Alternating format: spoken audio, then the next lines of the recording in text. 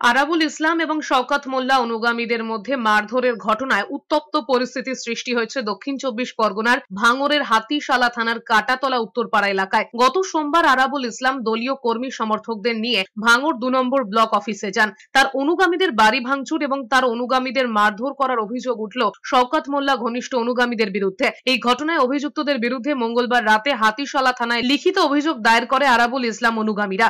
ঘটনার তদন্তে হাতিশালা থানার পুলিশ। আক্রান্ত আরাবুলের অনুগামীর অভিযোগ, আরাবুল ইসলামের মিটিং থেকে বাড়ি ফেরার পরই বাড়িতে হামলা, গালিগালাজ করে মারধর শুরু করে, বাড়িতে ভাঙচুর করে। শওকত মোল্লাকে কটাক্ষ করে ভাঙড়ের 2 নম্বর ব্লকের সভাপতি আরাবুল ইসলাম বলেছেন, ভাঙড়ে অত্যাচার, জুলুম, সন্ত্রাস, টাকা নেবা, তোলাবাজি সব চালিয়ে যাচ্ছে। খবর পেয়ে ঘটনাস্থলে গিয়েছেন শওকত মোল্লা। যেভাবে অত্যাচার, জুলুম, সন্ত্রাস, রাহাজানি, মানুষের উপরে জুলুম, টাকা নেওয়া, তোলাবাজি থেকে শুরু করে একটার পর একটা কাজ চালিয়ে যাচ্ছেন। তিনি কি, তানার কি পদ? অবজারভার নাম করে ওরে সন্ত্রাস চালু করেছে।